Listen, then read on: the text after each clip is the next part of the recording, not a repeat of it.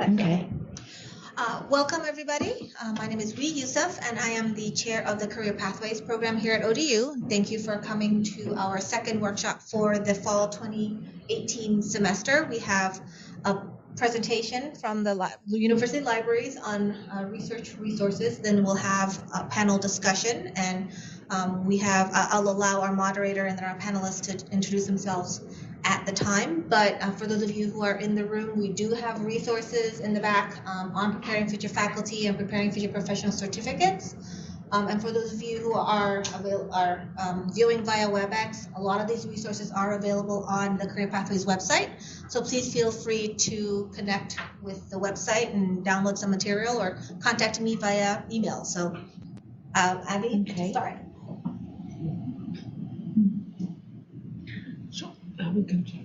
All right. So I don't think I need a microphone. I'm usually pretty loud. All right. So my name is Abby Basel. I'm the Engineering and Physical Sciences librarian here at the ODU Libraries, but I'm representing all of the reference librarians here today. So what I'll be covering will be general, not just focused on STEM. So I just have a few minutes, so this is going to be very much a surface presentation. I would strongly encourage anyone who wants follow-up on any of the things I'm covering to reach out to me. If it's not my subject area, I will gladly pass you along to the proper librarian. One of the things I wanted to start talking about is something not on the slide, which is that we have a liaison program in the ODU libraries, which means that the reference librarians are assigned to certain colleges and departments. So I'm assigned to the College of Engineering and then the Physical Sciences departments, chemistry, computer science, physics, and math. We have other librarians assigned to business, arts and humanities, social sciences, health sciences, etc. So again, if you want to just reach out to me, but maybe you're in the education program or in a history program, I will definitely get you to the right librarian. And we take our liaison duties very seriously. We have a lot of one-on-one consultations with faculty and students. Sometimes we do those in person. We're happy to do those over the phone or email. Sometimes we do them online via WebEx or Adobe Connect. So if you remember only one thing from my brief presentation here, it's don't hesitate to reach out to us because we absolutely are here to help. So one of the things I wanted to start off with is actually not a library resource, but it's something that's extremely popular across subject areas, and it's Google Scholar. And I use Google Scholar, but it's not the only tool I use, but I'm encountering a lot of people who tell me it's the only thing they're using. So I just want to talk about it a minute. So one of the things about Google Scholar, right, it's really familiar, it's really easy to use, so therefore extremely popular. But when you're in Google Scholar, you're not really telling it who you are and that you're affiliated with the university, right? You're just any old user. So when you're in Scholar, you may not be getting to some of the full text subscriptions that the library has paid for way behind the scenes. We spend millions of dollars every year paying for subscriptions to ebooks and e-journals and all kinds of things, conference papers.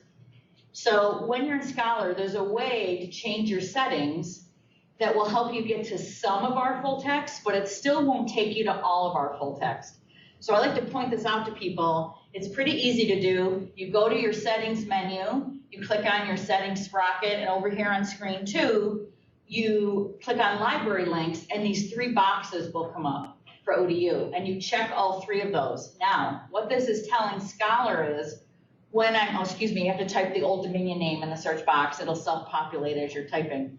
What this will tell Scholar, once you save this in your settings, is when I'm searching Scholar, if there's full text that you can connect to an ODU paid subscription, give me the full text. But Scholar wasn't really meant to do this. It wasn't what it was built for. So it can't get to everything the library subscribes to. It can just get to some of it. But doing this, if you have your cookies turned on, this will stay like this until you change it back. So you'll get to more full text than you would have otherwise, but not to everything. So what I try to tell people to do is be like me and use both things. Use Google Scholar and the library databases, because you will find things in Scholar that aren't in the databases, but you'll also find things in there like if a researcher also is a faculty member, you might find their blogs or a link to their syllabi, things like that. That might be what you might consider noise. The library databases don't have that. They just have more of the pure published research.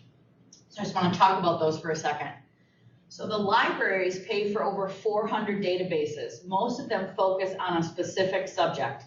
Like there's a database just for American history, and then there's one for world history. There's a database for criminal justice, for engineering. There's a database for automotive and mechanical engineering even. So there are lots of very subject-specific databases covering topics A to Z. And you'll find things in there that beyond just journal articles. So dissertations and theses written from around the world. And this is a company based in Ann Arbor, Michigan, and they actually have really been working hard to digitize more and more dissertations and theses going back further in time. So it used to be anything past 1990, you couldn't get the full text. Well, recently I was searching for a dissertation for somebody, and it was from 1955, I think, and it was online, the full dissertation, all 230 pages of it. So this is a really great resource, and again, it's global. We have a database that covers just conference papers, but a lot of the databases include conference papers. And in some fields, that's the main way people are communicating now. In engineering, that's the main way that engineers communicate now is through conference papers. So we have a database, for instance, in engineering, where 50% of what it's added, the items it's added to the database in the last 3 years are conference papers.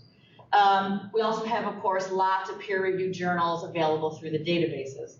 So we have this A to Z list of databases on our library website. I'll point it out in a second. So if you already knew the name of a database, okay, if you were searching chemistry and you knew that the database you wanted was called SciFinder, you could go to the alphabetical list, click on S, and go to SciFinder. But a better way to do it, I think, is to use what we call the research guides. So these are guides that are online that the librarians here put together, the subject liaisons. So we take all the information from that 400 plus list of databases, other subscriptions we have, other information relevant to our subject area, and we put it in one guide. So it's like one-stop research shopping. So for instance, in the education guide, would be the best databases to find information on education, the best ebook collections for education, websites that have already been reviewed for high quality content and credibility, that would be there. In the engineering guide, because engineering is different from education, I also have links there to patent information and standards, things that are important to engineers. So these guides are listed by subject, and then we also have guides just for graduate and faculty research in those. So let me just take you out there for a moment and show you what I'm talking about. Yes, or not. All right, hold on. See what's going on.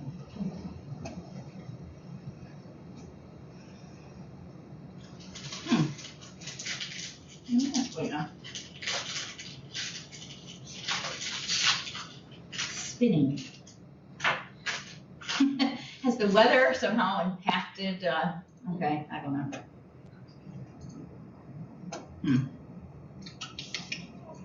Won't even let me click in there. Okay. All right. It's always something.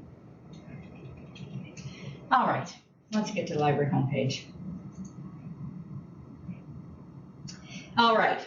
Sorry about that. Okay, so we're at the library homepage. Whenever you're on the Old Dominion University site, underneath the search box in the top, there's always a link to the libraries. So if you click on that, this is where you're going to land. So right down here under research is the databases A to Z list that I mentioned. If you already know the name of the database you want to search, you can find it here. Now, the research guides, next week, there's going to be a button right here next to these two gray buttons. There's going to be a button that says research guides. But right now, I have to go under more and get there. Okay, so this is alphabetical list the guides are organized by subjects for the most part, okay? So you go to your subject area, you can see what guides are there.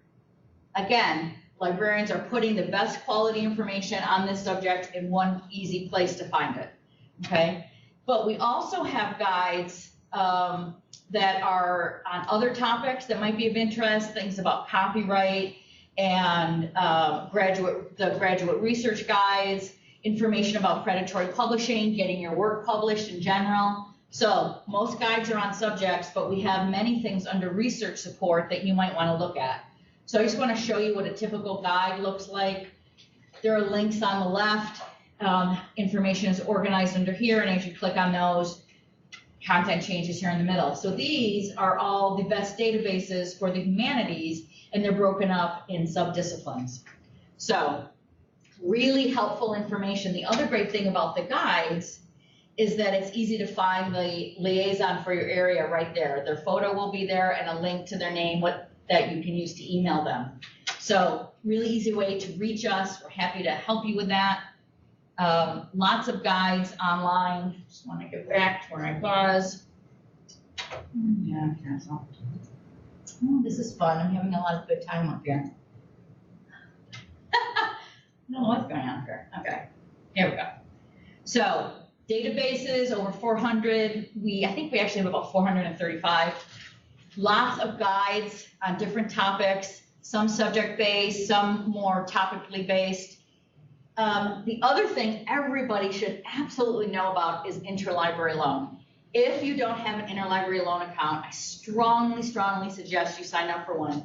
This is a free service the library offers. You should never pay for information. So what's happening a lot is people are in Google Scholar, they're finding things that look good, they're not getting connected to our full text, and so when they click on an article or a paper that looks good, Google Scholar says pay $130 for this article, right? The publisher is locking you out because it doesn't know that we already have a subscription over here in ODU libraries.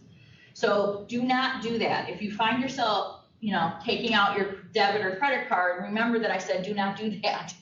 So interlibrary loan is a service that libraries provide, and we share information with each other all day. So this is a really common service that university libraries provide. You sign up for an account, it's free, it's very easy, it's like a very short form.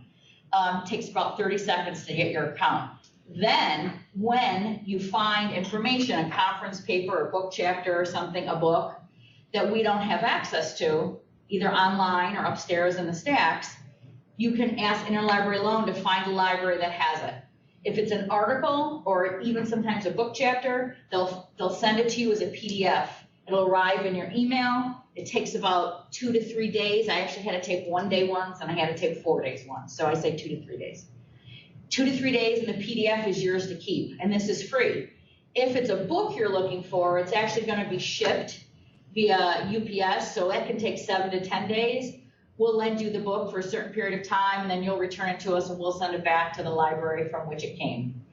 So really, really great service, saves you a lot of money. Don't hesitate if you don't know how to start your account, you're having trouble with your interlibrary loan account, which is often referred to as ILL, just reach out to me. I'm happy to get you started, because this is a super important service for grad students and faculty especially. Undergrads use it, but definitely faculty use it more. All right. So the other thing I wanted to mention is EndNote. So you might be gathering references on your current research, and it's getting unwieldy maybe. There are all kinds of services you can use to store and organize your references. So there's Mendeley, which you have to pay for. There's Zotero, which is free, open source. There are other products, but the university has decided to pay for EndNote for current full-time staff, students, and faculty. So this is the full version, not like a thin version of it. It's the full version, and it's prepaid. So this is a thing, I think it costs about $250 out there in the real world. So it's a wonderful opportunity while you're here to make use of it. So what EndNote does is, if you're not familiar with citation managers, you can store your reference in there, your article title, the page numbers, the authors, all of that, your abstract. But you can also, if you wanted to, you can actually store the PDF. You can store the full text document in there as well. And then the great thing is it'll format it for you. So it has over 100 styles. It has the common styles like APA and MLA and IEEE and all that. But it also has, styles, how certain journals have particular styles that they ask you to use when you're submitting a paper for review. So it has lots and lots of styles in there. So as you're working in EndNote, you're getting not just the information you want to reference, but it'll format it for you. And it has this really nice feature called Cite While You Write, which is a plugin that connects it to Word. And when you're in Word typing, you can connect it to your EndNote, and it'll drop in references as you need them. So that's a really, really nice feature. So EndNote has two versions. It has a desktop version that you would install to your device, and it has a cloud-based online version. And you can use both. I use both. You can use both, but the trick is, if you're going to use the installed version, you must, to get the free, prepaid, full version, you must go through the ODU's ITS software site. People are, when I tell them about EndNote, they go out and they Google EndNote, right? And they download it, and that's just a trial version. And at some point, it'll either expire or it'll ask you for an activation code. That means something's gone wrong, okay? If you go through the ODU link that you need to use, that won't happen. It won't expire, okay? So there's a guide, just like I was in the guide before for engineering and education. We also have some software how-to guides online. And there's an EndNote guide that has the links that you need to use to do the proper download. It also has the links to the online cloud version. The interfaces are fairly similar. There are a little few differences here and there. The guide also has some installation information if you're doing the downloaded version, and it has some help information to get you started. So one of the great things about using a service like this, EndNote, Zotero, Mendeley, whatever, when you're in a database searching and you find some references that look really good, most of the library databases now realize this is a service they should offer. Because the library databases are companies that are competing against each other for library business. We're talking big, 6, 7-digit contracts, okay, big money. So once one started to offer something, they all start to offer it. So most of the databases have some way when you're searching in them to export your information to EndNote or Zotero or whatever. So right while you're searching, you can be filling up and storing and capturing references in EndNote. It's really quite nice. So to do that, to understand how to do that, and to do the download properly, you just go to this guide. It'll help you with all of that. The other thing I wanted to mention about EndNote, so let's say you leave the university, your cloud version, at some point it will know that you're not a current member of the university community, and it will turn off. Your downloaded desktop version will not. It'll just be out of date. And if you wanted to update it to the current version, you then have to pay for that, but your information would be in there. The other thing is the cloud version allows you to share folders. They call them groups, but allows you to share folders with each other. So if you're doing team research, you're collaborating with somebody here on campus or somebody else who has an EndNote account, the cloud version allows you to share so you can both enter, add references into folders. So that's one thing that the desktop version doesn't allow you to do.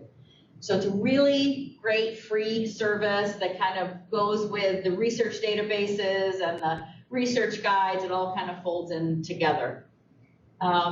So that's pretty much what I was going to cover. Does anybody have any questions or want to mention anything they think I should have included? You used to run workshops on EndNote and some other, practical guide to how to use the database. Mm-hmm. Do you still do that? Yes. In fact, I think we just finished those on Monday. Okay. We usually offer every semester. I'm not sure about summer, if that's the case in the summer. I think we might just do one in the summer. But usually in fall and spring, we offer 3 typically, 2 in person and 1 via Adobe Connect. And we usually get lots of questions about EndNote for people who couldn't attend those. And so we do a lot of one-on-one help with EndNote. I do a lot of it for undergrads and grads. I do a lot of it via email, but just the other day I met with somebody and we walked through, what was the problem she was encountering. We have 3 expert trainers for EndNote in the library. I am not an expert. I'm like intermediate, excuse me. I'm like an intermediate user. So sometimes somebody will ask me a question that I can't answer and I refer it to the 3 experts. But it really is. I know some people really prefer some other services, but the fact that this is free is a really a plus for it. And they're constantly updating it, I have to say. They just went from 8 to 9. Before they went from, they go pretty quickly through their versions. And so they do take feedback from users. I have seen that they're really kind of fixing some of the things that people want them to be able to do. And the other thing I like about EndNote is their customer service is excellent. I had 2 really strange things happen with my own version that just didn't make any sense, and they got back to me within an hour. And they really followed through and followed up. So I really like it. I know some people prefer Mendeley instead, but Mendeley costs money. This doesn't. But if you don't like this, I would strongly encourage you to use something, because you're going to be gathering so many references, and it's so much easier to store them now and then use them later on than to try to find them later on. Because the other thing about EndNote is, as far as we can tell, it doesn't have any storage limit. So we haven't had anybody say to us, oh, I hit a wall that said I only had 2 more articles left, or I only had, half a mag left or something. In fact, I helped a PhD student the other day. He had over 1,000 things in his EndNote. And he had a lot of the PDFs stored in there as well. So, and he had never hit a wall of any type. So, err on the side of storing it in that case, right? Then try to remember, where did I find that article? So that was very quick. I wanted to add. Yes. Sorry, let me see if I can make sure this works. Okay, I think it works. I wanted to add that one of the really nice things about EndNote with its more recent versions is the cloud EndNote, because it also allows you to sync your EndNote libraries from multiple computers. So if you have you have your EndNote library on your laptop, and then you might use a different computer, you can sync the EndNote library on that desktop, for example, to your cloud and have continuous access to your EndNote library. So it's amazing in that regard. And in terms of the limit, I have about 19,000 references in my EndNote library, and it will still let me sync. So. Oh, that's great. I'm so glad you mentioned syncing, because I have a lot more EndNote slides usually, but I wanted to keep it to the 15 minutes. But syncing is wonderful, because I use the desktop version here, and then I use the cloud version when I'm not here. And the first time you sync, it creates a compressed library. But after that, it's very straightforward. It really is great to be able to sync the 2. Yes. I'm glad you mentioned that. Sorry, because I have a laptop, I directly download the EndNote, but they save it in a WinZip file. Well, I don't have WinZip application at my laptop, so I cannot open it. Okay, and did you do it through the ITS link? Okay. The ITS thing. So but there they should. save it in a WinZip.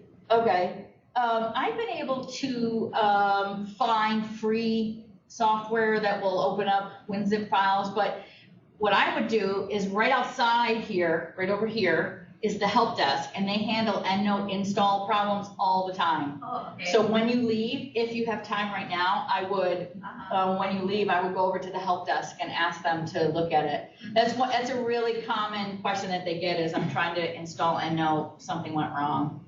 The installation is pretty picky, I have to say. You have to have everything closed. If you leave one thing open, it'll look like it installed, then you go to use it, certain features will be grayed out. That's me, I'm a cautionary tale, I did that. So they handle questions like that all the time. Anybody? Can I ask one more? Yeah. So for some of our graduate students who might be at a distance, could you speak a little bit about the chat with the librarian option for them to connect with a librarian through the website? Mm-hmm. So the libraries, dare I tempt fate and try to go back?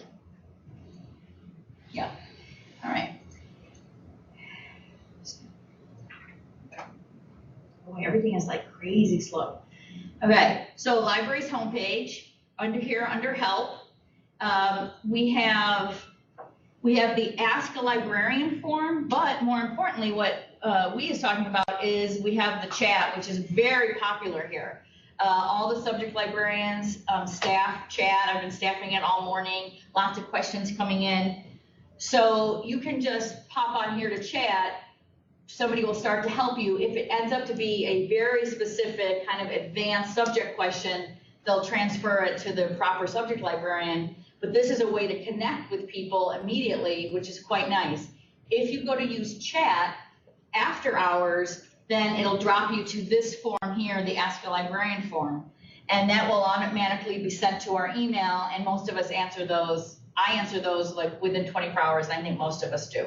On the weekends, it might not be 24 hours, but so there are ways to get to us online. And in fact, our business librarian, Miriam Bridges, has lots of distance students. And she does a ton of support with them via Adobe Connect. She meets with them via Adobe Connect a lot, WebEx, those kind of things. So don't feel like if you're at a distance, you only have the phone. We can do, we can meet you where you are in other ways. But the chat service is very popular, so don't ever hesitate to use it. And as I said, there's also a form if you just want to send an email to us, and it gets routed to us. Don't hesitate to contact us. That's all I can say to you. All right. Thank you so much, Abby. So, no, put this back. That's great.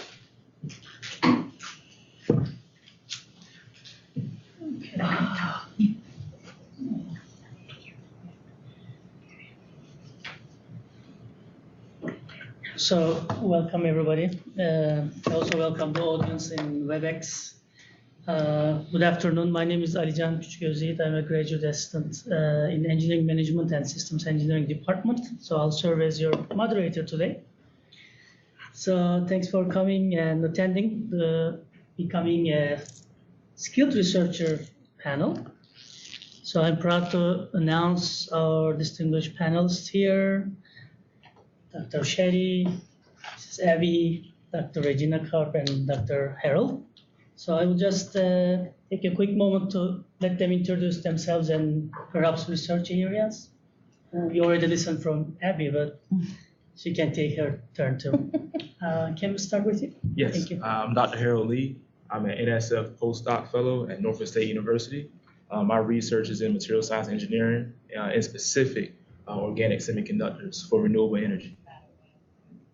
Thank you. And I'm Regina Karp. I have been the graduate program director in the graduate program International Studies in the College of Arts and Letters. And I have probably supervised close to 30 dissertations and many master's theses.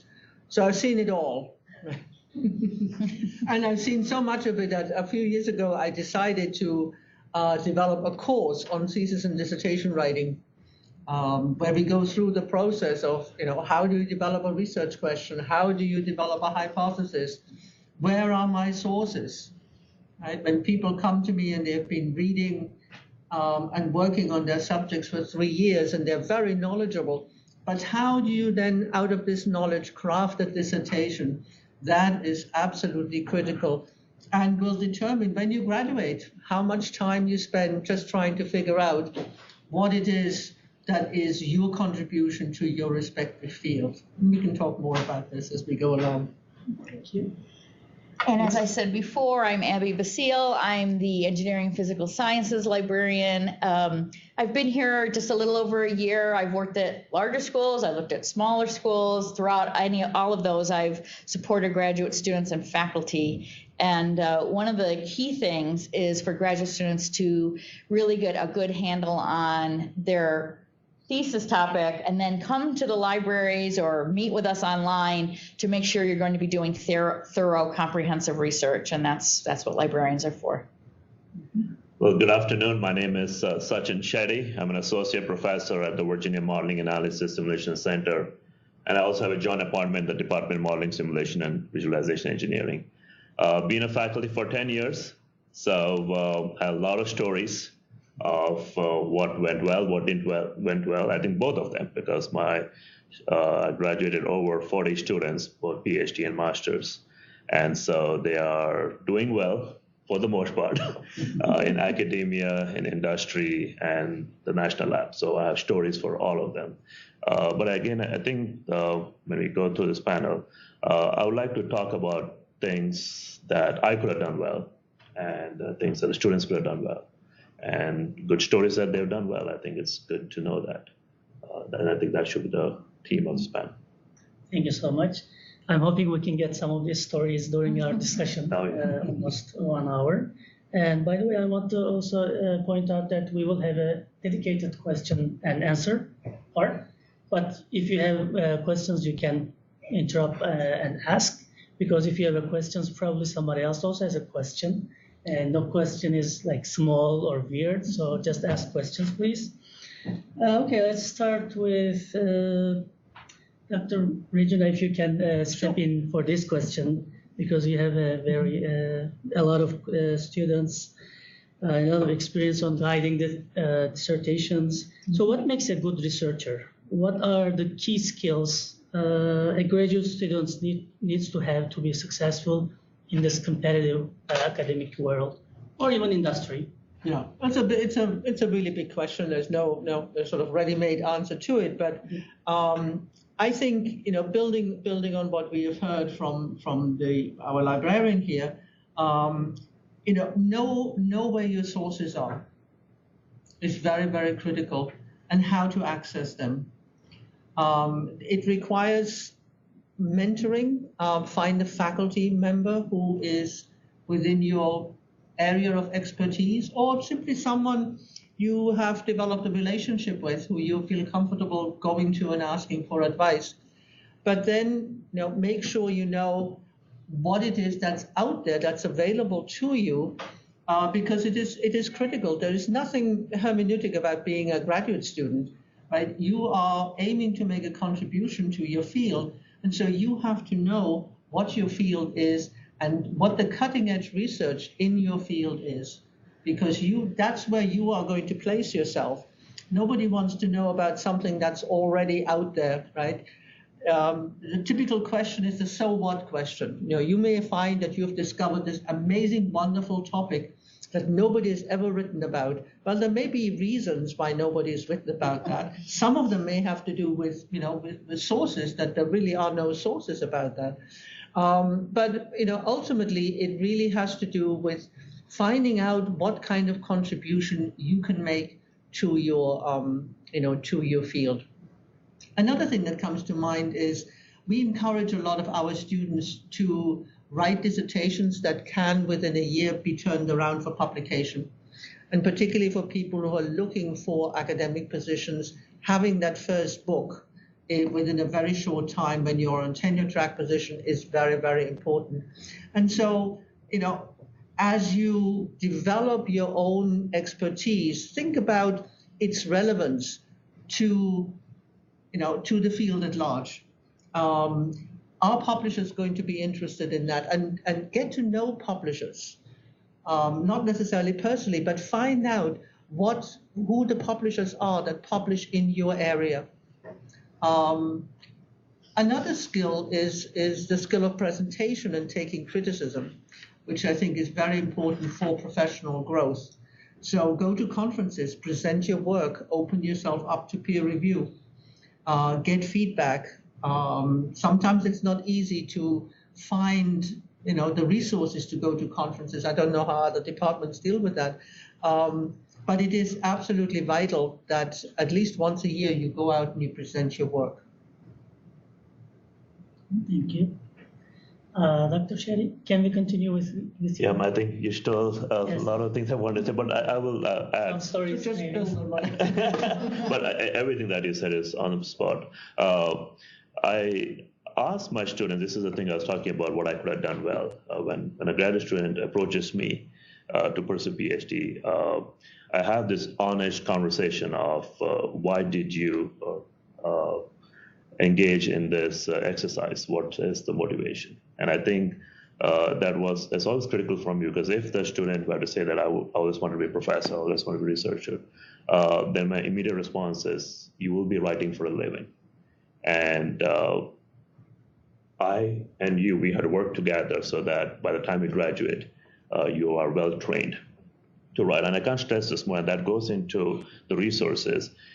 If you want to write for a living and you want your writing to be good, you need to know how to read good stuff, because there's a lot of material out there. In order for you to be better, you need to know who are the good writers. When I say writers, obviously there's good research. It starts with good research, but there are people who do good research but don't write well. And there are many of those. So there's a difference between the two. And I always challenge my students to be able to, if they're capable of mastering both being a good researcher and being able to articulate good research.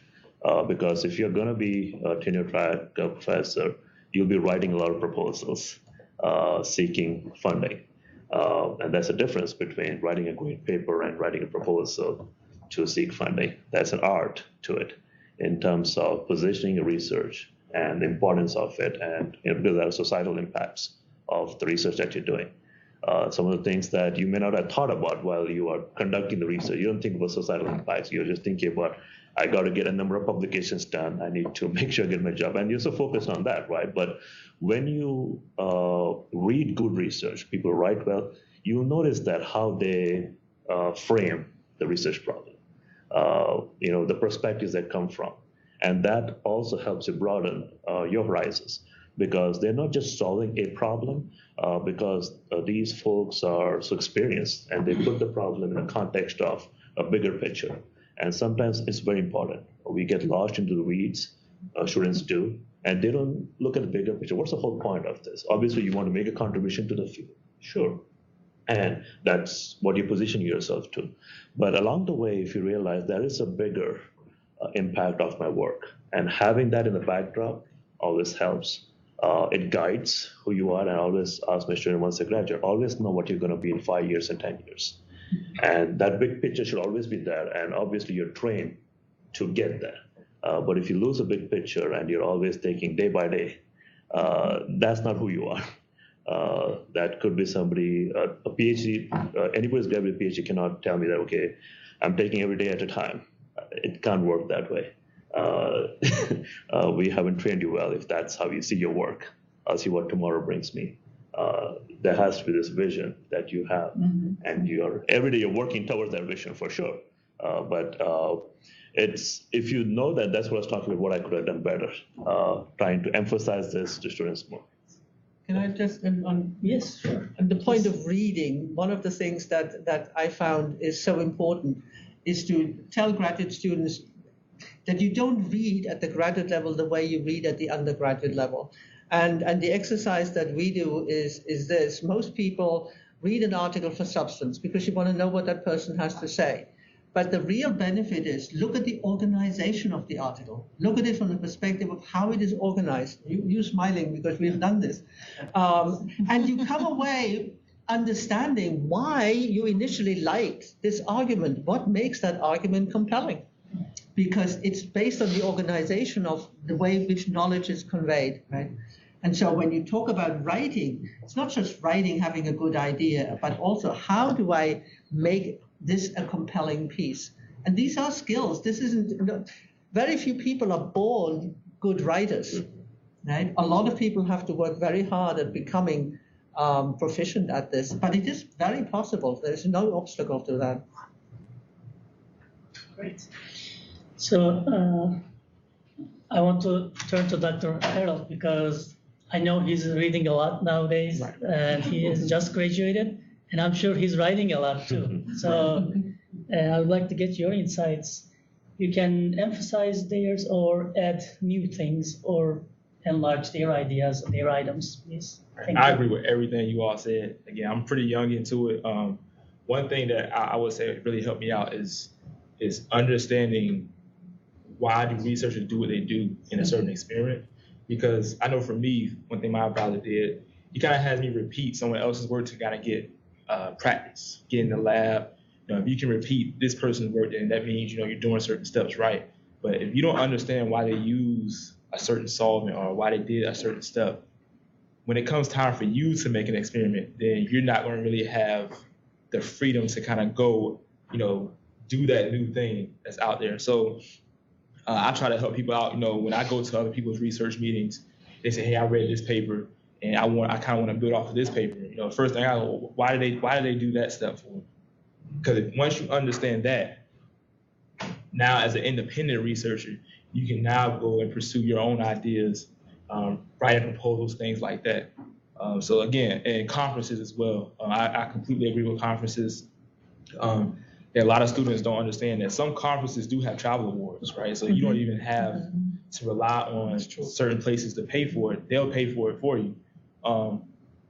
But for me, I had an opportunity to go to maybe 8 conferences last year. A lot of practice. You know, I was able to get a lot of practice in how do I articulate my work to other people, and not just my own, you know, peers, but now I'm talking international conferences, right? And now I can also go to look at someone else's work and kind of, okay, I like that idea. I think I might incorporate that into my work. So it allows you to grow, you know. And for my postdoc appointment, I had to write a proposal, but my proposal had to be separate from my dissertation. If I hadn't gone to those conferences to kind of see what's the cutting edge out there that I can build on, I wouldn't be able to write the proposal that I did. So I encourage the students to conferences, but learning how to break down the content that you're reading in a publication, and it'll definitely help you out in the long run. Perfect. Abby, you want to add? I would just add that everyone on the panel mentioned, you know, find the good research, find the good writers. And one of the things that's really happened, Google is so friendly and easy and familiar, but you know, you really have to do, when you're at that graduate level and you're going across the bridge to become a faculty member or a postdoc, you really have to do a lot more research work. You really have to put in some actual time and effort, because it's not that same, it's just not going to be as easy and straightforward perhaps as undergraduate research. And that's one thing that we see across the disciplines, is that sometimes that mindset, it's a shift, right? And it's like, this isn't going to be a 20-minute thing.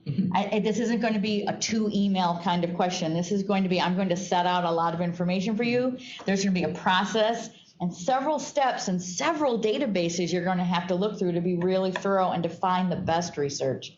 So it's like, yes, they need to know who the seminal authors are, you know, the seminal papers, what associations are publishers in their field, and the best sources. And it's not always the most straightforward thing. So they really have to devote some time to that piece. Thus, the one-on-one consultations that the librarians tend to do a lot with graduate students, because it takes a lot of time. Yeah, I do want to add to that. That's one thing I did learn, I guess, transition from undergrad to graduate level. As an undergrad, you know, let's say you have an assignment where you're supposed to review this topic. Well, as an undergrad, you may Google the title, and then I see a couple of papers, and that's it. But the graduate level, I call it literature search. It takes hours. It's not I'm gonna put one title in, I get the top 5 papers. It takes hours to actually go in there and see the quality research that's being done, the time that has been done. Is it recent? Is it cutting edge? Is it applicable to what you're doing? Literature searching is a very time-consuming process. And the mistake I made beginning my graduate career, I didn't have anything to manage my citations. So I would just print papers off and then read it. And then my advisor, you know, first thing he asked me, well, did you find that in literature? I go, yes, I did. He goes, well, where is it? Where's the paper? Well, I have a drawer full of, you know, I didn't organize those things. So EndNote. Yeah. So I agree. I did. That's when I found out at Mendeley at the time. So, but the literature search and being organized with the literature once you find it, making sure you're managing the citations, because you can't write a paper without citations. It doesn't make sense if you really think about it. You know, you have all this information, there's no citation. So along with the time-consuming process of literature searching, definitely get you a program that'll help you organize those citations down the line. Yeah, we call that a literature review in library land, but a lot of people just call it a literature search. And in no time at all, you can have a few dozen to over 100. So you really need some kind of system that's going to help you store and organize those, because you're really supposed to be being comprehensive and looking at dissertations. Depending on your field, it may include books, papers from a variety of sources. So it doesn't take long to be overwhelmed with a number of sources. Yeah, I would say it's the first time my computer ever said I had too many tabs open. Because you look up and you see all of these tabs of papers that I found. Oh, yeah, you have to organize this. So, Right. yeah. Thank you so much for all this great insight. Now I want to open up the discussion. Question? Bora, you have something? I remember that Dr. Krupp said while she was talking about literature review, don't have a kitchen sink approach Kitchen to sink. literature review. That's what I had always some difficulties. I mean, how should I relate this one to this one? How is that? Under which file should I put it, and how am I going to remember that was here? And so that is a huge problem when you're working on your proposal or literature review. So in my area, at least, every reference is different. So when a graduate student approaches me, we discuss a problem. I always ask the graduate student to start with a survey paper. So a survey paper is basically somebody has done the dirty work for you, but they have surveyed and if it's an emerging topic, then somebody has to have done a survey. And it goes both ways, because the reason why people do survey papers is increases their citations. Mm-hmm. And so at least, again, that's why I can only speak for my areas. So for all my areas, there's somebody who's done the survey paper, not up till 2018. But even if they have surveyed the area, and always I work in areas which have been hot for the last 3, 4, 8 years. So even if it's 2 years off, you have somebody who's done the dirty work of organizing all the papers into different categories. And so, as you mentioned, the important thing is you have the research problem, you identify the main categories and the lines of research that people have focused in that main generic problem. If somebody has done the dirty work for you, then that's half of your problem solved. If unfortunately somebody has not done that for you, then yes, that's on you. So I started working on a new area 2 years ago where nobody had done the dirty work. So the first thing that I challenged the student to do was write a survey paper. So if you're going to do the dirty work, get credit for it, right? If nobody has done this, then why don't you get credit to doing it? Because it's got two benefits. One, you get credit for doing that, impacting that area of knowledge. You get to use that in your dissertation write-up because you would have to have that background literature review section. So it goes both ways, but you're right. If nobody has done that, you'll have to do that in organized fashion. It can't be just searching a number of papers online. Mm-hmm. If there's no systematic way, it's just going to be overwhelming. When you write a dissertation, it's often overwhelming because you start out very broadly and you think everything's relevant. It's very easy to get distracted, go off on a sideline. You think, oh, but I didn't really expect to go there. I really wanted to work over here.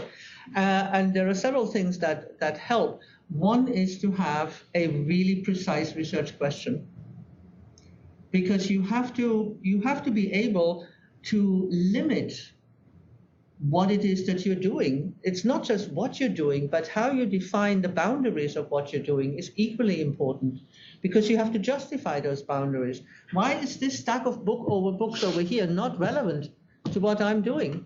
And you have to know what you're excluding as much as you have to know what you're including. Mm-hmm. And having a strong research question, having a strong hypothesis. In my course, we talk about what is the difference between a weak and a strong hypothesis.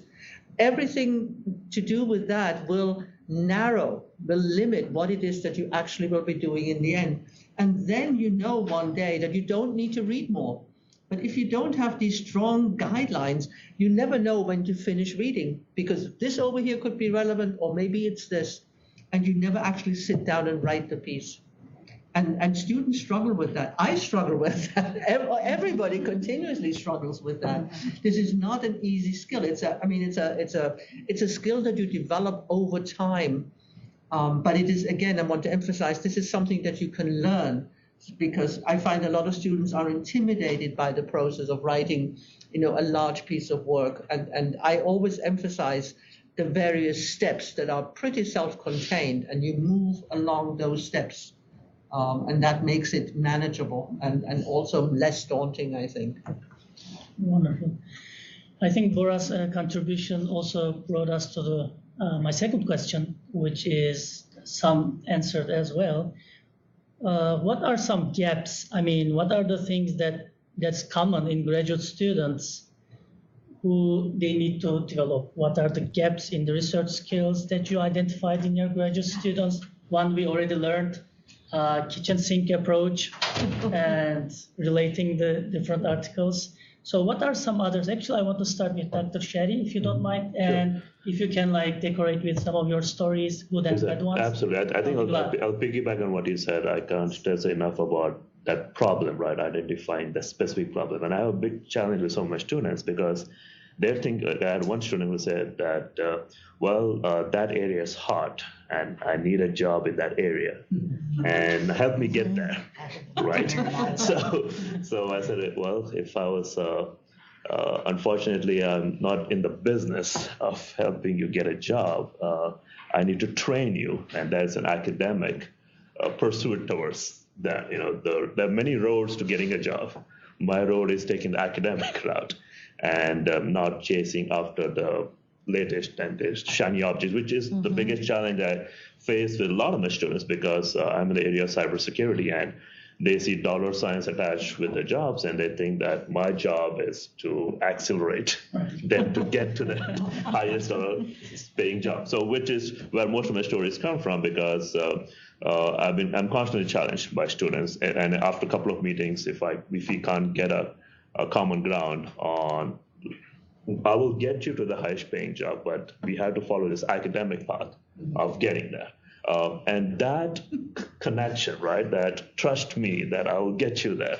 But we cannot be just chasing this buzzword approach to do research, which is, I don't know of other areas, but at least in my area of research, that buzzword chasing research is very apparent. And it's also driven by funding too. So there's two sides to it. Again, I'm talking about my area alone, where if I were to look into my specific area to see, there are only probably 5 to 10 really crucial problems that haven't been solved.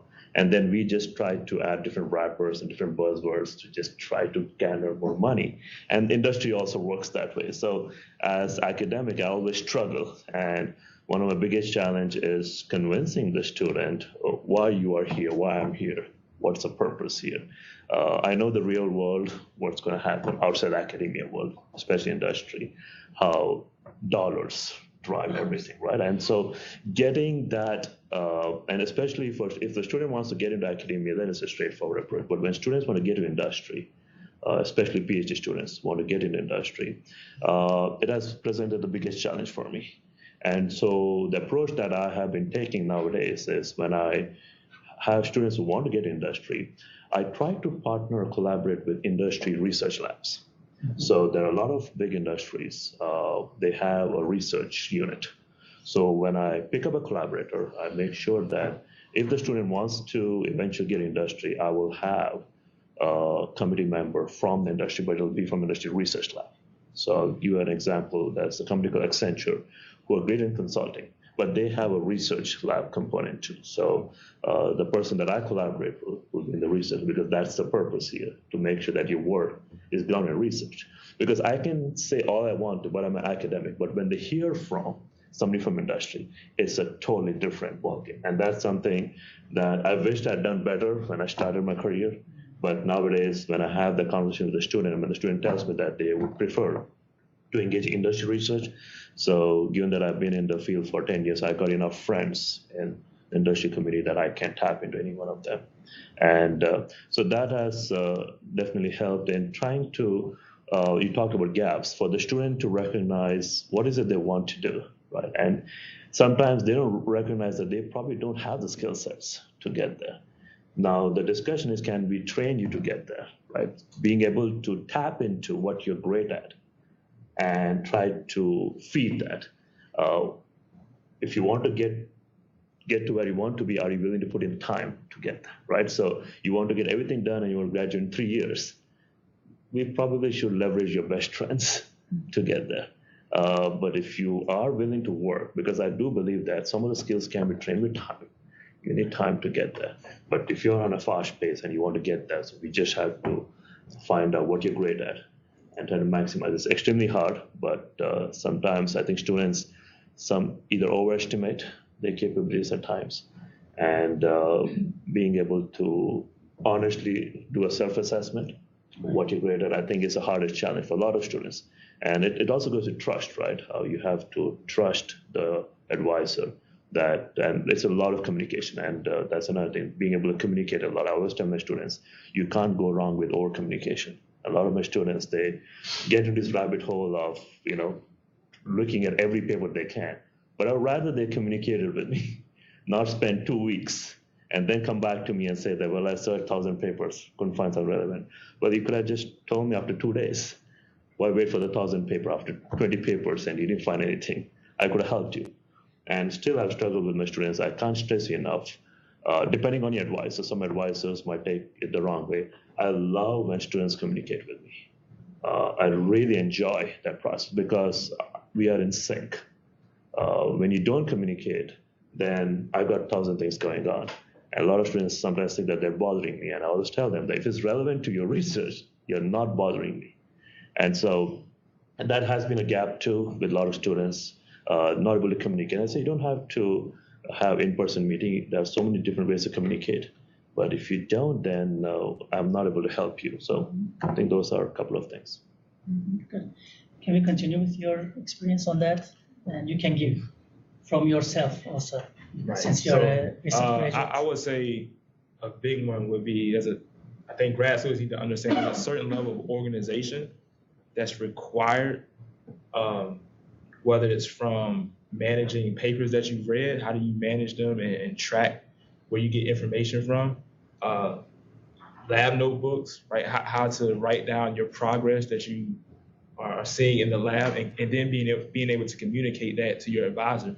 I've seen personally, someone goes up there and said that they're going to give a research update to their advisor, and the advisor's asking these essential questions. Okay, what temperature did you have this at? And they don't know, they don't remember. It's like, well, where's the lab notebook, right? Or they say a statement that's relevant to their research, and the advisor goes, well, do you have the literature for that? Well, they're like, well, I read it, but I don't know where it's at. I'm like, well, that's not how you keep track, of everything that you do. So I think understanding that research is not free reign to a certain extent.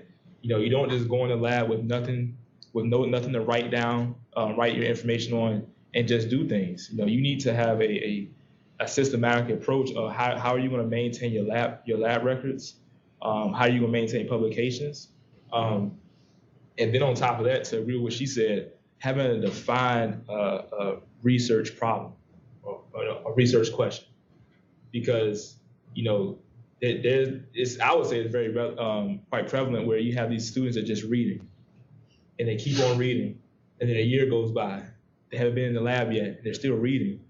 And like, well, you have to know the cutoff point of where do you stop reading and where do you actually go get into that lab. Well, if you never have a research problem defined, you're just going to keep on reading. And so I think having the clear defined, I like to do it like this. I'd like to tell students, try to develop a title for your thesis or dissertation. I know the title's going to change, maybe they change over years, but at least try to have a title. Because to me, I feel like that's a good place to start. Because typically the title of the paper is going to give you an idea of what they're going to talk about. So I would say try to start there, at least have a title for what you want to do. And it may change down the line, so that's not bad. But you have to set those boundaries as well in your research. Dr. Rajan? In my experience, there are a lot of students don't really understand how conscious their own professional and intellectual growth is. When you think in your third year of coursework, and you think back about the person you were when you first came in, a lot of students know a lot more, but they don't know how they've learned. And this gets back to your point. Keep track of the ideas and the research that shape your own thinking. And this is something that you can build on. It attests to where you're coming from, what ideas you're bringing into your own work, and how you represent those ideas. It doesn't necessarily have to be through meticulous citation in your own work, but you do have to be aware where you're coming from, and it will allow you also to define where you're going and where your contribution is going to be. So be more self-conscious about how you learn and how you grow. I was going to mention that there's a really big difference in research skills and actually searching for content across the disciplines. And one of the things we see with graduate students is that even though some of them might be in their second or third year of graduate school, they really don't have the skills that you might think that they would have by that point. Mm-hmm. And a lot of faculty advisors really assume that their graduate students are great searchers, that they can search for information effectively and efficiently, that they know where to apply these great searching skills that they have. And that's really not the case across the board. There's a really wide-ranging level of searching skills. And so it sometimes can be hard for the graduate students to make the case to the faculty member, I want to go to this workshop, or I need to meet with this librarian to really help me build those skills, because the faculty just have been assuming the whole time they had those skills. But sometimes, like I just did a workshop the other night with a learning community, like a study group of graduate students in a certain focus area in engineering, and some of them were quite advanced in their research plan, and I was really surprised at what they didn't know. They didn't know, often students don't know that, and somebody mentioned this before, who the big publishers are in their field. There are certain publishers that really focus on particular, not just particular like disciplines, but particular sub-disciplines. Yeah. And you should know those. Yeah. Is there a great research team at, University of Chicago in your field? Are they the ones putting out some of the cutting edge work? But also, even just a step back from that, there are certain techniques that librarians use when we're searching that make us expert searchers. And we really would like to see graduate students have those so they can make the best use of their time. So they're not looking at pages and pages of information, some of it complete noise and not relevant, what we would call false drops, and able to zoom in and focus on what they really are looking for. There are ways that you do that using certain kinds of search terms and language and other things, symbols. And it really is lacking in the graduate student world. And I actually went to a national conference for librarians on graduate student skills. And this is across the country. This isn't just here at ODU. Yeah. So it's something that a lot of us are really passionate about, like, they're doing all this research and they're probably missing out on quite a bit amount of very important information, because you've got to make sure you're comprehensive. You can't, for instance, bottom line, you can't write your dissertation on something that someone else has already written on. There's a reason right there.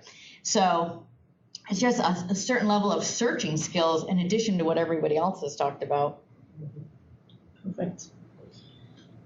I would just like to summarize what we have been doing so far. We are good at timing. So in the skills, to summarize, framing the problem, and why are you engaging with this problem is knowing this skill will make you a good researcher, and writing for a lifetime, and plus reading.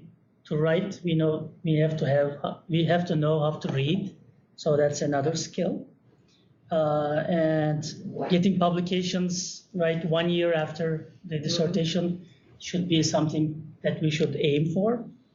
And if there's no publication on the area, we need to know why there's no publication on here. Maybe there's a reason for this. Another good research skill will be getting organized, looking at the conferences, which one is convenient for us, who pays for it, can we afford it, what's the aim of the conference or journal. So that's a good skill we should have. And from Abby, I think we got Google mostly, and resources, and using our resources that we already have, we might not know. So let's maybe take another look at what the library has. So in terms of gaps, to summarize, Dr. Regina said, know yourself. That's what I understood. We need to know ourselves and our gaps in our individual or character to know where to go in the research. So, and how we need to know how we learn. From Dr. Shetty, the industry and academic dilemma, like students want to go to industry, but they want to work with him, and they think that he is the best one to get the dollars.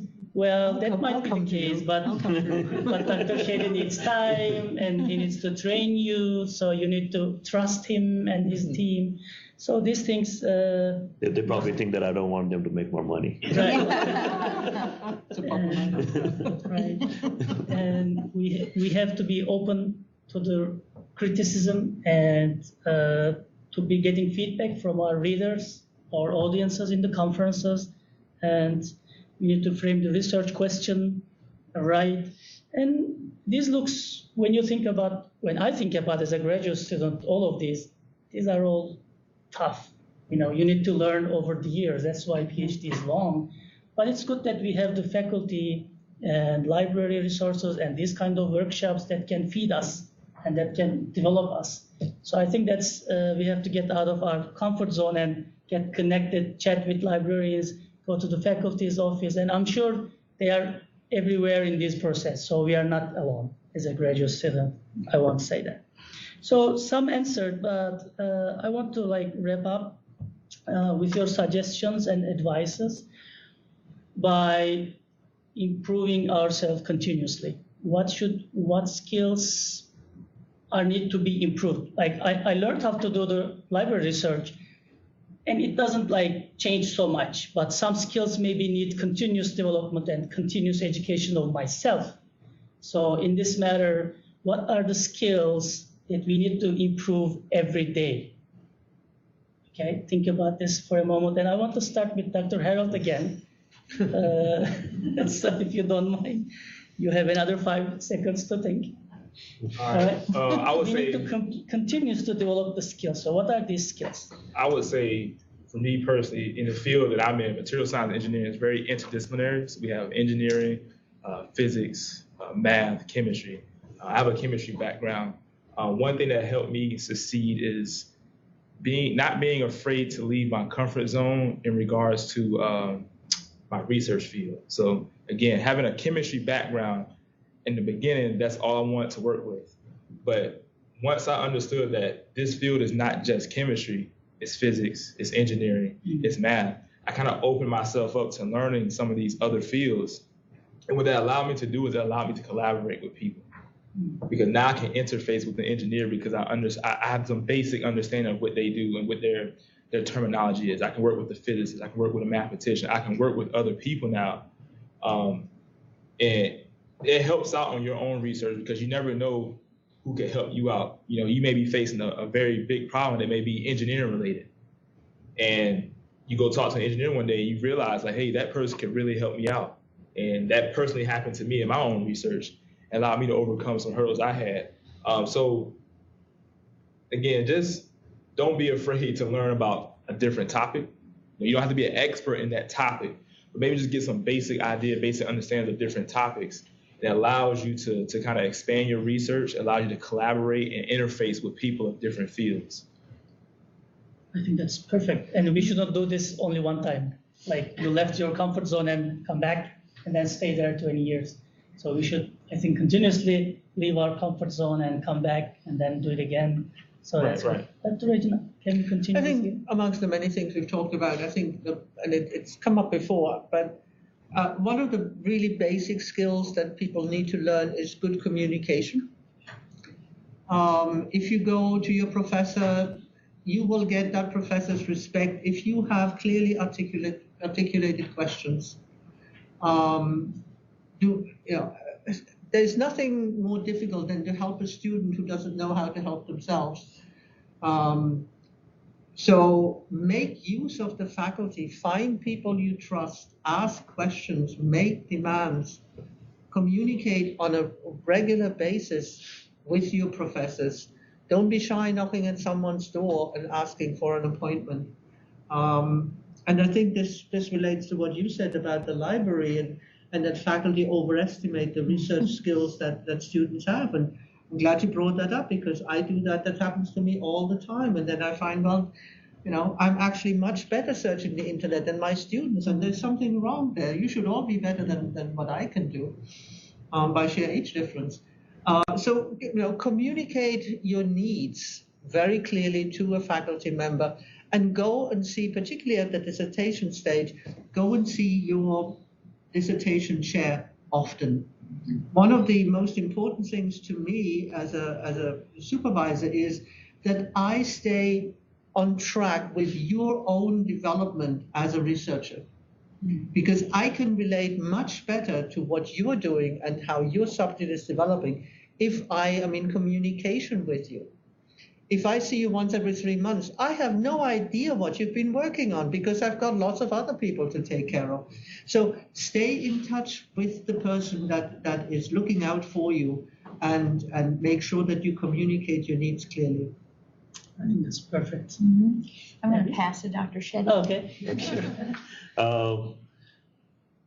Always, I think I like the point about interdisciplinary, and this is something in my area when people ask me about cybersecurity, I always tell them that lately I see that as a human problem.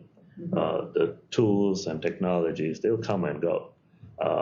But at the center of all it is humans, right? And so the technology itself and being great at technology will not be sufficient moving forward.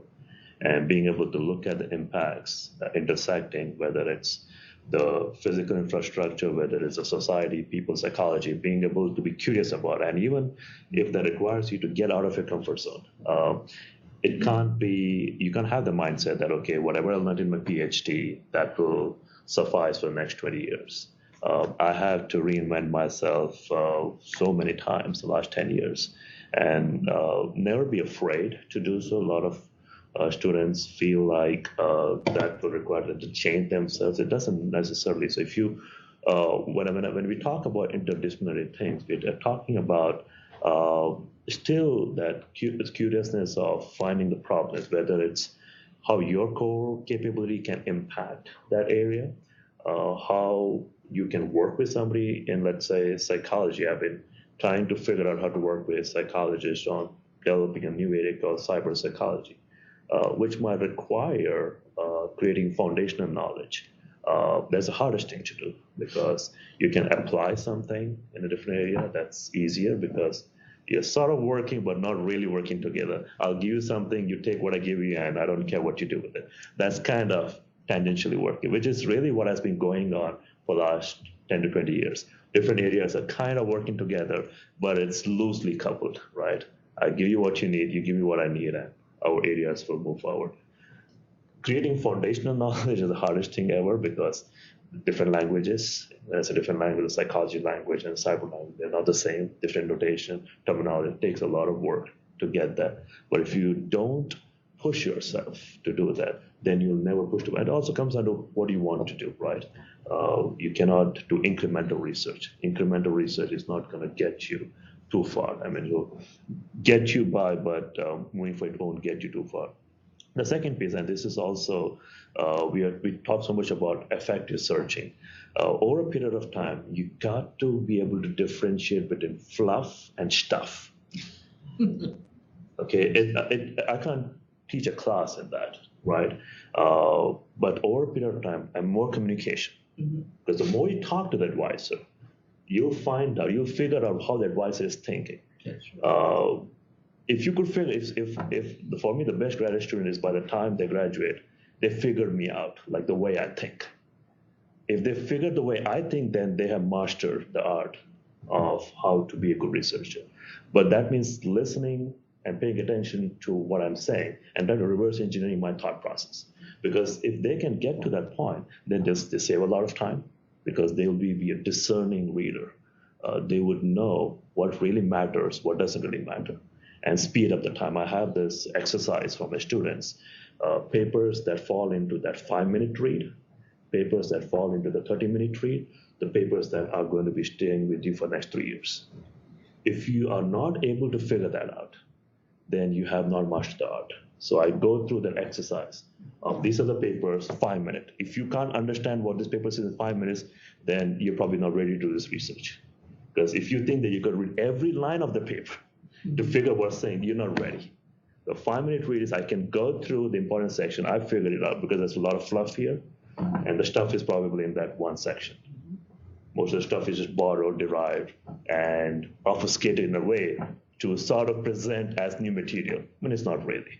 And it's a skill that and again, you can't learn this on day one, but over a period of time, you got to get to the level of realization that how much of it is 5 minutes, 30 minutes, and the papers that you're going to re-implement and get better will be 2 or 3. And if you can't get that, then you're not ready. So learn that skill, and then for new areas, it'll follow the same thing. Will follow. But remember the fluff and stuff. There's a lot of fluff out there, and for you to be able to discard that and focus on things that will help you is critical. And hopefully, throughout your PhD career, you can learn that skill, and that translates to every new area that you encounter. You will see that happen a lot. Yes. So this is we. But what I wanted to also add, I think, is also kind of an underlying part of the conversation is that this is a process. Sorry, me? It's a process. And one of the things, so, you know, my story is I've had, for example, a doctoral student come to me really frustrated in the middle of the dissertation going, no, you know, I didn't learn this methodology in class, or I didn't learn this topic in class. And so you might be doing a dissertation or using a methodology that wasn't covered in a specific class. But over the course of the coursework that you did, for example, we're also teaching you a process. We're teaching you how to scaffold and how to begin thinking about a question, how to build that literature, how to synthesize it to support the argument that you want to make.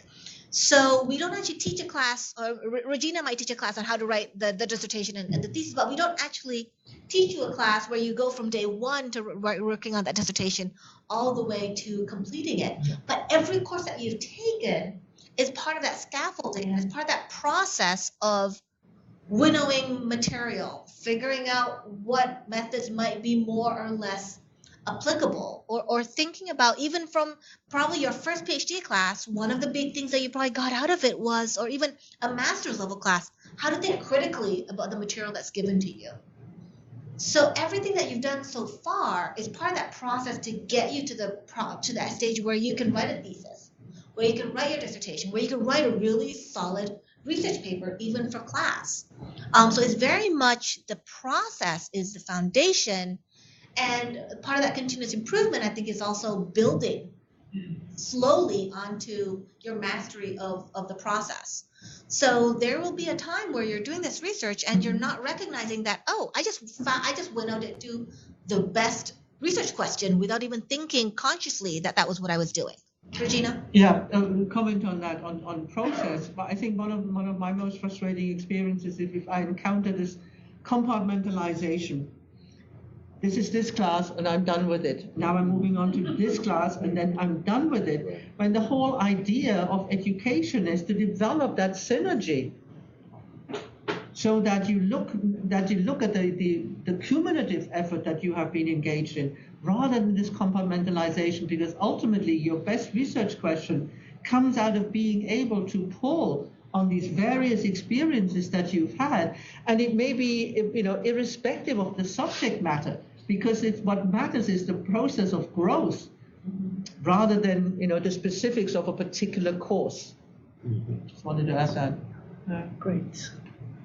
I think I want to get your concluding remarks, final sentences, final words before I get to questions, if there's any. Let's start with Abby. One thing I wanted to mention is that it's really a great idea early on to identify your professional association. And of course, some fields have more than one, but talk to your advisor and see which one they think is best suited to you, because a lot of professional associations have reduced membership rates or reduced conference attendance for students or even early career faculty. And it's not just a great idea for networking and, you know, building your network of possible job contacts, but also doing some of what we've talked about here in the beginning, you know, expanding, seeing what other research is being done, listening to cutting edge researchers, listening to somebody give a great presentation and noticing what made that a great presentation. How did they organize? How did they speak? Their body language. So it's not just, oh, I go to association, hopefully I'll get a job out of that, but just the content and the way the content is presented. And there usually are some sort of reduced rates for new people in the field. So I just wanted to put that out there. And in some fields, your association is also a major publisher for your field. So another good reason to be familiar with them. Okay, thank you. Dr. Harold? I would say personal experience, find you a great mentor or a set of mentors.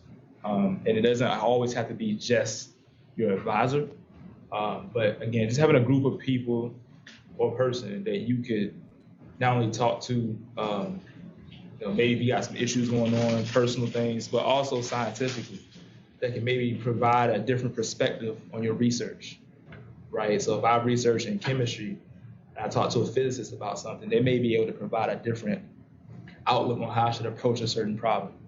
So don't be afraid to have a group of people you can talk to about certain issues. Great. Dr. Sherry, you want to add? I think cherish your time being a researcher. One thing I really missed right now is just having the time to sit down and read. I do research by proxy through my students. So cherish your time to find out the foundational skills that you need, because you won't have the time later on to build those foundational skills. You'll have to build up on that. And so whatever is the foundational skills that you need, because now you have the time to read, build on the foundational skills. And the second thing I would add is try to follow good work. We talked about reading good papers, but following good work, so good research labs, cutting edge research labs, try to follow. And when I say follow, not so much on the papers that they're putting out, but the type of problems that they're always chasing after, right? So you will always be curious about why are they focusing on problem A versus problem B? What is driving that? If you look at big research labs, money is not the only thing that's driving them, because they have a lot of resources. So they are driven by other pursuits. So understanding in your given area, why would certain group follow certain areas? You'd see the trend in your area. So that's important to know what trend line to fall under, because that plays a big role. And that also goes with the thing about mentors, having a great mentor that will help you align, because you might want to pursue some problem, but your mentor is not supportive. That really hurts you. And finally, presentation. If anything that you can work on is oral, written, and any sort of articulation of your message. A lot of students miss out on that. Being able to present your work, especially when it comes to if you're going to present at a conference, it can't be a repetition of the paper that you wrote. So how do you present your idea? It takes a lot of skill, so don't miss out on that. Again, it goes by when you go to a conference, watch and observe how the great presenters present their work. That's a skill to be learned there. That's why you go to the conferences, not just to present your work and go back to doing what you're doing. Watching and observing how experienced presenters present their work, how they abstract out and present important things. So try to watch and learn from that, because it's extremely hard. It's hard for us to teach you on a day-to-day basis, because you have to be a good researcher. So we can't spend a lot of time teaching how to present it. Those are skills you can only learn by going to a great conference, listening to keynote speeches, and also great presenters, especially experienced ones. So when you have to choose a certain talk to attend, if there is a presenter that you think is more experienced, attend that talk versus a talk by a student which may or may not be the best. You can read the paper later on and learn the same information that you need. But sometimes you're attending a presentation more to see how they're presenting their knowledge, not so much about the information. So because you can read the paper later on and learn what it is, but how did they present that information? Because it's extremely important, because you might lose an audience in the first 5 minutes because you did great work, but they just don't understand what you're trying to say. And that 20 minutes is not enough for them. And so, and my students always struggle with this. I always challenge them to listen, pay attention, and try to inculcate as many skills as they can. Dr. Karp? Yeah, I think you all have a great opportunity to be here at Old Dominion University. There's lots of faculty and professionals who are very eager to help. This is an opportunity that may decide who you are and what you do for the rest of your life. So take advantage of it. Thank you so much for all this great discussion. If you have any questions, I want to get them now. And if there's any online student questions, Dr. Yusuf, if you can relay it here.